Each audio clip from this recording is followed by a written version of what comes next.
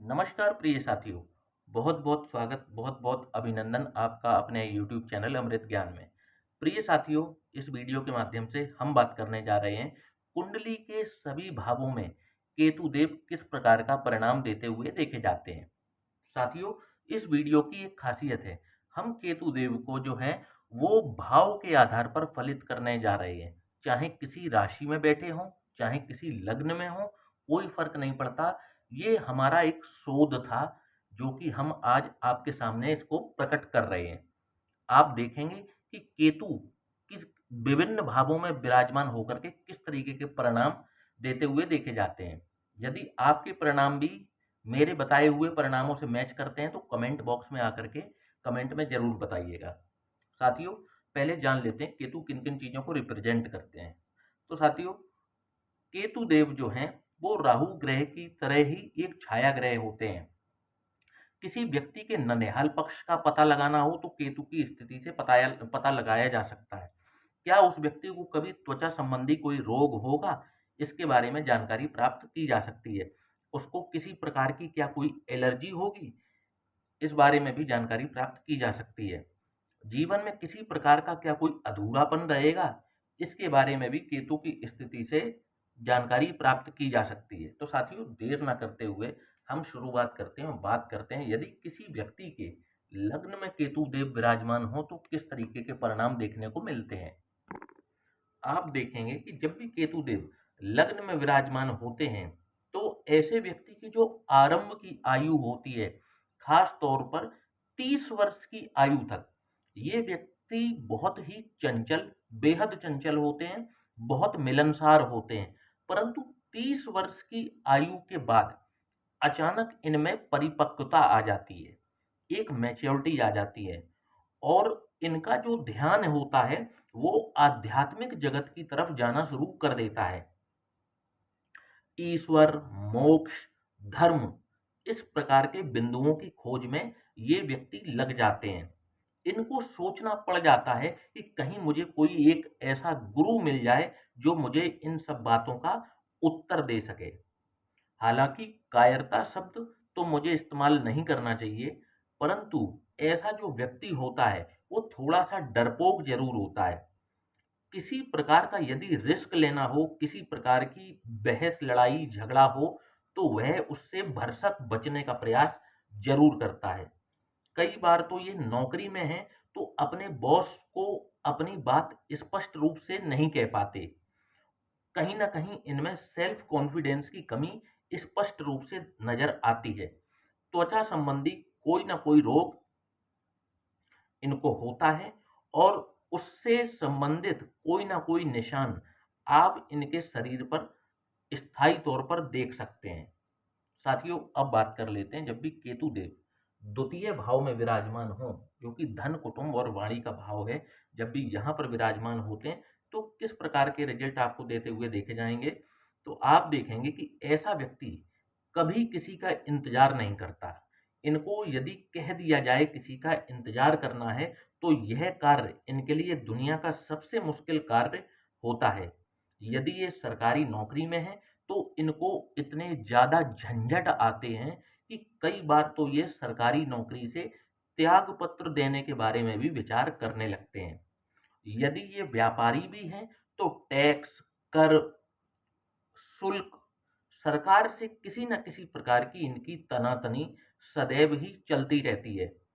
इनको माता-पिता बहुत अच्छी परवरिश देते हैं, बहुत अच्छे संस्कार देते हैं, परंतु ये उन संस्कारों को लागू करने में विफल हो जाते हैं और यही कारण से ये इनकी असफलता का भी एक कारण ज़रूर होता है।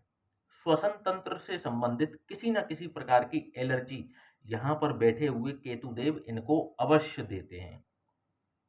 साथियों, अब बात करते हैं केतु देव जब भी तृतीय, जो कि पराक्रम का भाव है, जब भी यहाँ पर विराजमान हो तो कैसे परिणाम देखने को मिलेंगे। तो आप देखेंगे कि ऐसे व्यक्ति को ना एक अलग सा नशा होता है। किस प्रकार का?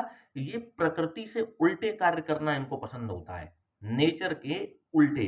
जब ये विद्यार्थी जीवन में होते हैं तो ये रात भर जाग कर पढ़ाई करते हैं, दिन भर सोते हैं और जब प्रोफेशनल लाइफ में होते हैं तब भी ये इसी प्रकार का कोई कार्य करेंगे जिसमें इनको रात को कार्य करना पड़े। कहने का अर्थ है इनको प्रकृति से उल्टे चलने में एक अजीब सा मजा आता है। और यही कारण है कि इनकी जो बॉडी क्लॉक है वो गड़बड़ हो जाती है और एसिडिटी इनकी जो है वो भयानक स्तर तक पहुंच जाती है। पराशक्तियों में ये विश्वास करने लगते हैं और कई बार ये गलत संगत में पड़ते हुए भी इनको देखा गया है। इनका जो बचपन है, थोड़ा सा बचपन में अभाव अभाव में इनका बचपन जरूर बीतता है, परंतु आगे चल करके ये स्वयं अपने बलबूते पर सब कुछ अचीव कर लेते हैं। मतलब इनको सब कुछ मिल जाता है। साथियों, अब बात कर लेते हैं केतुदेव जब भी चतुर्थ भाव में विराजमान हो तो किस तरीके के परिणाम देखने को मिलेंगे। तो साथियों, ऐसा व्यक्ति जो है वाचाल होता है। इसको बहुत ज्यादा बोलने की सदैव इच्छा होती है। अपनी वाणी पर इनका स्वयं का कोई कंट्रोल नहीं होता। और ऐसा व्यक्ति जो है कभी भी अपना ऐसे व्यक्ति को कोई राज मत बताइए, क्योंकि इनके पेट में बात हजम नहीं होती, इनसे बात पचाई नहीं जाती।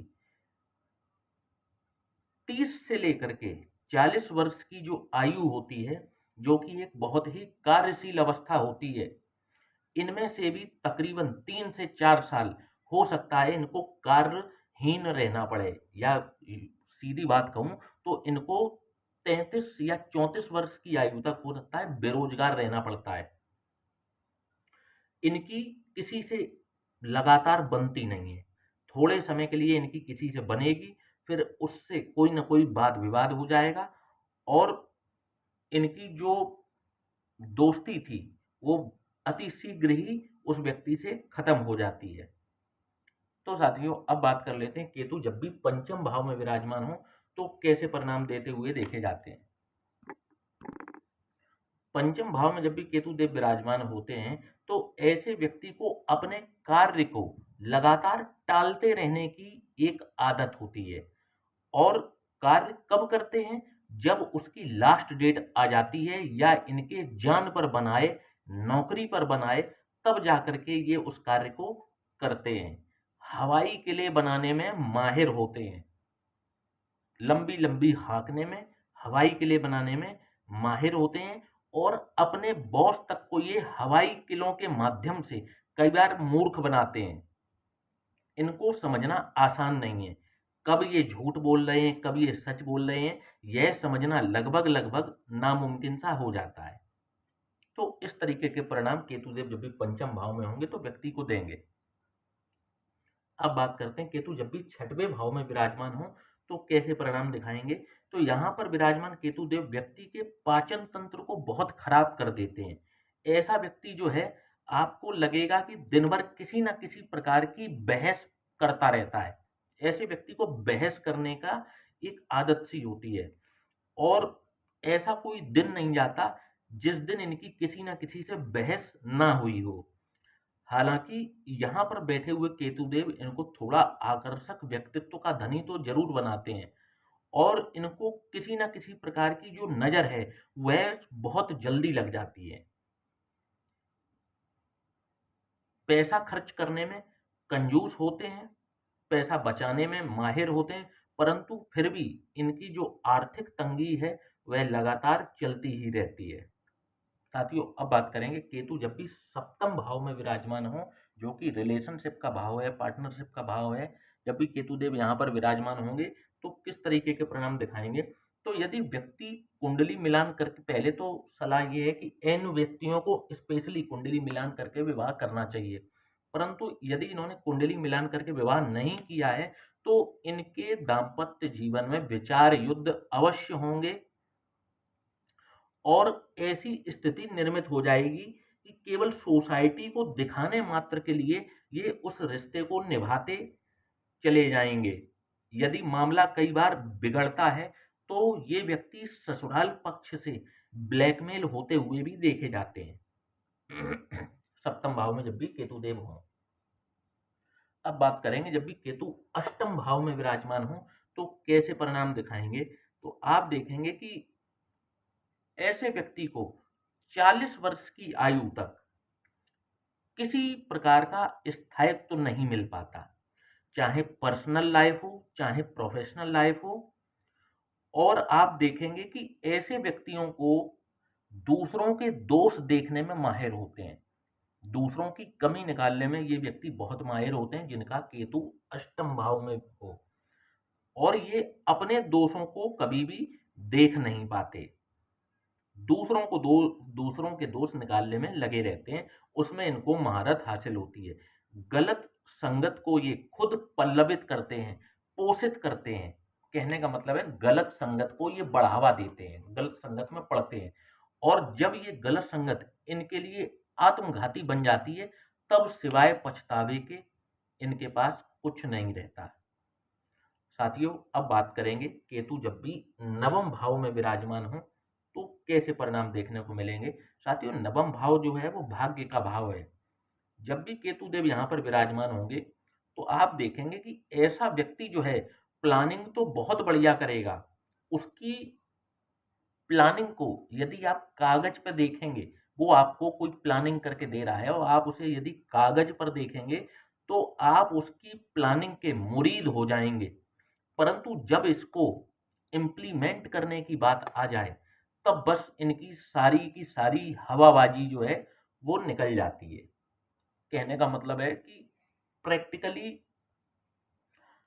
बात अगर करी जाए तो ये प्लानिंग बहुत अच्छी करेंगे परंतु उसको इम्प्लीमेंट नहीं कर पाते। परिश्रम से इनको बहुत ज्यादा डर लगता है और मेहनत करने से ये डरते हैं, परिश्रम ये नहीं कर पाते। और किसी ना किसी और आप देखेंगे कि किसी कार्य को ये नियमित रूप से भी नहीं कर पाते और यही इनकी असफलता का बहुत बड़ा कारण होता है। और कई बार ये जोश में आकर के होश खो बैठते हैं और अपना नुकसान कर बैठते हैं। बहुत जल्दी जोश में आ जाते हैं और जोश में सिर्फ जोश में नहीं आते हैं, जोश के साथ होश को खो बैठते हैं और अपना नुकसान कर बैठते हैं। साथियों, अब बात करेंगे केतु जब भी दशम भाव में विराजमान हो तो कैसे परिणाम दिखाएंगे। तो दशम भाव जो कि कर्म का भाव है, यहाँ पर केतु देव विराजमान हो तो इनके अपने पिता से मामूली नहीं बड़े तगड़े विवाद होंगे। कभी भी इनकी और पिता की एक जैसी राय नहीं होती, जब भी मिलेंगे किसी ना किसी प्रकार का झगड़ा बहस जरूर करेंगे। और ये इतनी जल्दी शीघ्र क्रोधित हो जाते हैं कि इनके जो आसपास रहने वाले लोग होते हैं उनको ये सोचना पड़ता है कि इनसे यदि कोई बात करना चाहें तो उसकी शुरुआत कैसे करें। अहंकार इनके अंदर कूट कूट कर भरा होता है और ये स्वयं की परेशानी दूसरों पर थोपते हैं। जब ये परेशान होते हैं तो ये सोचने लगते हैं कि मैं अकेला क्यों परेशान ना हूं, क्यों ना मैं साथ में सबको परेशान करूं। इस प्रकार की मेंटलिटी इनकी बन जाती है। साथियों, अब बात करेंगे केतु जब भी एकादश भाव जो कि लाभ का भाव है, आपकी इच्छा पूर्ति का भाव है, जब भी केतु यहाँ पर विराजमान होंगे तो कैसा परिणाम दिखाएंगे। तो आप देखेंगे ऐसा व्यक्ति जो है बहुत ही धार्मिक होता है, बहुत ही आस्थावान होता है, किसी व्यक्ति पर बहुत ही शीघ्र विश्वास कर लेता है। अगर इनको दानवीर कहा जाए तो कोई भी यहाँ पर बात गलत नहीं होगी। स्किन और त्वचा और श्वसन तंत्र से संबंधित कोई ना कोई एलर्जी इनको जरूर रहती है और जीवन का कोई एक बहुत महत्वपूर्ण इच्छा या कोई बहुत महत्वपूर्ण कार्य इनका अधूरा जरूर रह जाता है। साथियों, अब बात करेंगे केतु जब भी द्वादश यानी कि व्यय भाव में विराजमान हो तो कैसे परिणाम दिखाएंगे। आप देखेंगे कि ऐसा जो व्यक्ति होता है ननिहाल से बहुत ज्यादा निकट होता है, ननिहाल में ज्यादातर समय ऐसे व्यक्ति का बीतता है, उसका लगाव भी ननिहाल से बहुत ज्यादा होता है। साथ ही ऐसा व्यक्ति जो है वो भ्रमणशील होता है, भ्रमण बहुत करता है। इनको नए नए स्थानों पर जाना, नए नए लोगों से बातचीत करना, मिलना बहुत ही पसंद होता है। और ये इस प्रकार का कोई ना कोई प्रोफेशन भी अपना लेते हैं जिसमें इनको अत्यधिक भ्रमण करना पड़े। 2 नंबर के धन की प्राप्ति भी ऐसा व्यक्ति जरूर करता है, परंतु आगे चल करके इनको न्यायालय में उसकी सफाई जरूर देनी पड़ती है। हो सकता है कि ये किसी प्रपंच में भी फँस जाएँ। इसलिए इस प्रकार का कार्य इनको नहीं करना चाहिए। कहने का मतलब है कि रिश्वत का पैसा इनके लिए बहुत ही हानिकारक साबित हो सकता है। रिश्वत का पैसा यदि ये कमाते हैं, गलत तरीके से धन का संचय करते हैं, तो ये कोर्ट कचहरी में फँसने के इनके काफ़ी हद तक चांसेस बन जाते हैं। तो साथियों, आज हमने केतुदेव को फलित किया है भाव के आधार पर। हो सकता है कि आप में से कुछ लोगों को ये रिजल्ट्स मिल रहे हों और कुछ लोगों का मैच ना कर रहा हो। वो इस वजह से भी हो सकता है कि लग्न के हिसाब से, राशि के हिसाब से परिणाम बदलते हैं। परंतु मैंने कोशिश की है कि सब कुछ जो है वो एक ही वीडियो में समेटने की कोशिश करूं। तो केतु देव को मैंने भाव के आधार पर फलित किया है। यदि आप भी अपनी कुंडली को विश्लेषण कराना चाहते हैं तो नीचे दिए हुए व्हाट्सएप नंबर पर आप हमसे संपर्क कर सकते हैं। इसी के साथ अब आपसे विदा लेता हूँ। जय श्री राम।